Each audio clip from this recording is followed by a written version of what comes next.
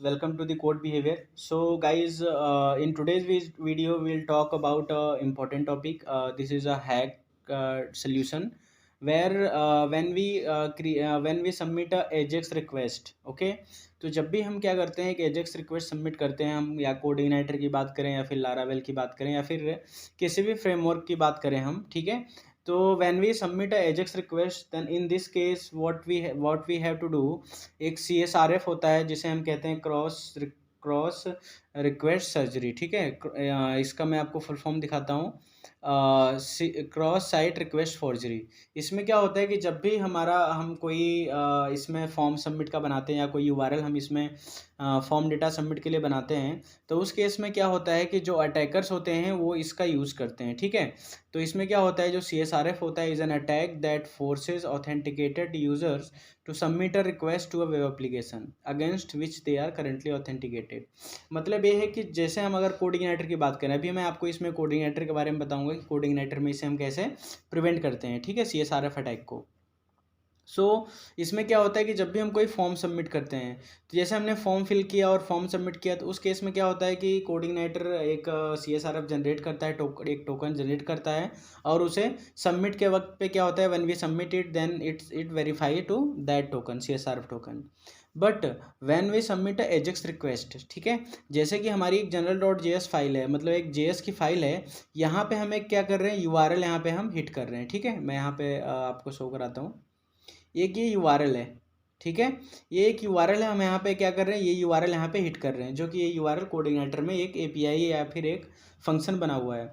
तो इस केस में क्या होता है कि अगर कोई जो आपका अटैकर है उसको पता चलता है कि ये कि URL है जो कि यहाँ पे डेटा सबमिट करता है या फिर डेटाबेस में इंसर्ट करने काम में आता है या फिर मॉडिफाई करने काम में आता है या फिर जो भी मतलब डेटाबेस में चेंजेस करने काम में आता है, तो क्या करेगा, वो इस URL को लेगा और एक ब्रूट फोर्स के अकॉर्डिंग या फिर एक अटैक करेगा इस पे, जिससे हमारा जो डेटाबेस हो जाएगा वो क्या हो जाएगा, हैकेबल हो जाएगा। कोई भी मॉडिफाई कर सकता है, कोई भी इंसर्ट कर सकता है। तो इस चीज़ से बचने के लिए, इस चीज़ को रोकने के लिए what we do, we use a CSRF token. CSRF token हम क्या करते हैं, वो हमें ये वेरीफाई करने के लिए होता है कि हम जो रिक्वेस्ट भेज रहे हैं वो एक रिलायबल रिसोर्स से भेज रहे हैं कि नहीं, कहीं ऐसा तो नहीं कि किसी थर्ड पार्टी से रिक्वेस्ट आ रही है, ठीक है। तो CSRF टोकन हम क्या करते हैं, वेरीफाई करते हैं कि जो हमारा रिक्वेस्ट आ रहा है एक रिलायबल सोर्स से आ रहा है, ठीक है। सो गाइज, इसमें हम क्या करेंगे कि जैसे अभी हमने क्या है, एक एजेक्स डेटा टेबल बनाया है, ठीक है। अब एजेक्स डेटा टेबल में भी क्या होता है कि हम इसमें एक एजेक्स रिक्वेस्ट भेजते हैं जो कि डेटाबेस से जो फ्रेमवर्क में फंक्शन है उसको कॉल करता है, और उसके थ्रू डेटाबेस से डेटा क्या करता है, फेच करके हमें शो कराता है, like this is a URL, ठीक है। तो ये हमारा पूरा क्या है, एजेक्स डेटा टेबल का है। अगर आप सिंपल एजेक्स रिक्वेस्ट भी सेंड करते हो, जैसे हम किसी बटन के क्लिक पे हम कोई अपडेट करा रहे हैं, कुछ डिलीट करा रहे हैं, so in that case also we use a URL that hit to the hit and fetch the data from the database, okay. So इस केस में हम क्या करते हैं, सबसे पहला चीज़ तो ये है कि जैसे आपका ये हो गया, यहाँ पे हमें एक एरर मिल रहा है, जब भी हम इस पेज को लोड कराएंगे तो हमें एक यहाँ पे एरर मिलेगा, ठीक है। एरर क्या है, हम यहाँ पे चेक करते हैं, कंसोल में एरर हम देखते हैं, तो यहाँ पे कुछ नहीं दिख रहा है। यहाँ पे हम आते हैं गेट यूजर्स, तो यहाँ पे क्या आ रहा है, an error was encountered, the action you have requested is not allowed. तो यहाँ पे क्या बोल रहा है कि जो आप रिक्वेस्ट कर रहे हैं, रिक्वेस्ट एक्सेस कर रहे हैं, वो अलाउड नहीं है, ठीक है। यहाँ पे हमें कौन सा एरर आ रहा है, हेडर्स में आप देखोगे तो यहाँ पे 403 फॉरबिडन। तो जब भी आपको 403 फॉरबिडन का एरर है, इसका मतलब ये क्या है, एक CSRF टोकन का एरर है, ठीक है। मतलब आप ऑथेंटिकेट नहीं हो, एक ऑथेंटिकेटेड रिक्वेस्ट नहीं जा रही है वहाँ पे सर्वर पे, ओके।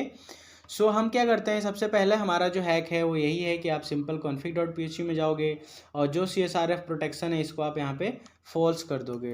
तो फॉल्स कर दोगे तो CSRF मैच नहीं करेगा और आपकी सारी रिक्वेस्ट को हैंडल करेगा, ठीक है। तो यहाँ पे हमारा जो डेटा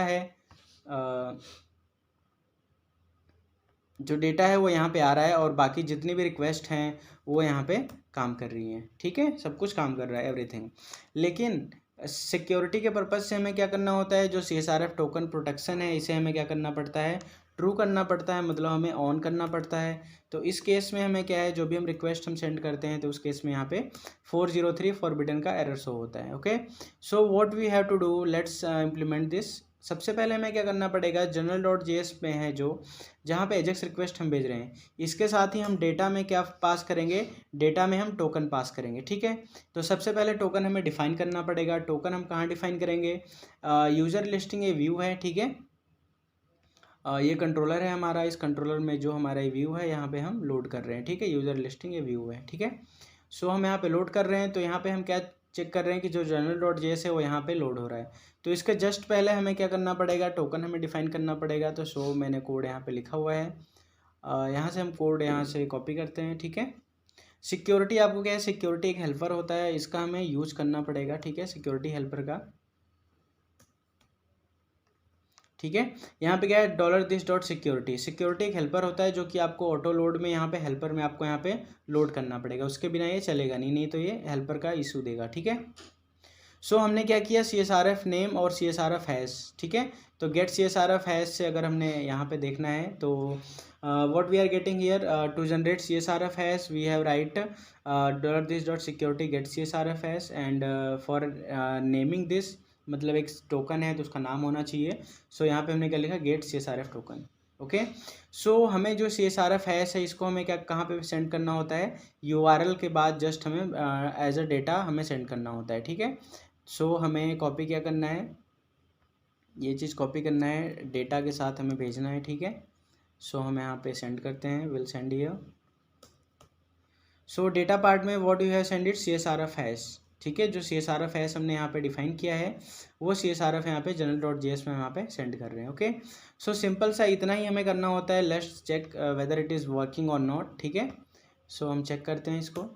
सो यहाँ पे काम कर गया, ठीक है। ये बेसिक चीज़ हो गया कि हम डेटा के साथ हम CSRF जो टोकन है वो हम भेज सकते हैं किसी भी एजेक्स रिक्वेस्ट के साथ, चाहे वो बटन के क्लिक का आपने लिखा हो, चाहे वो डेटा एजेक्स डेटा टेबल हो, चाहे कुछ भी आप यहाँ पे सेंड कर सकते हो, ओके।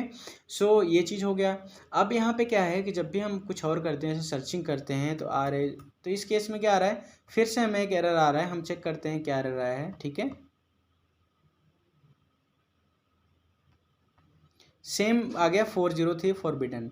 तो होता क्या है कि एक सिंगल रिक्वेस्ट के लिए काम करता है, ठीक है, लेकिन मल्टीपल रिक्वेस्ट के लिए हमें क्या करना पड़ेगा, हमारा जो मॉडल है, हम जो रिक्वेस्ट कर रहे हैं गेट यूज़र, तो गेट यूज़र कहाँ पे बना हुआ है, ये गेट यूज़र्स बना हुआ है और इसमें गेट यूज़र्स एक फंक्शन कॉल है मॉडल में। तो जनरल मॉडल हमारा ये है। तो इसमें हम क्या करेंगे, यहाँ पे हम फिर से टोकन जनरेट करेंगे और रिस्पॉन्स में हमें क्या करना पड़ेगा, सेंड करना पड़ेगा, ठीक है। सो हम क्या करेंगे,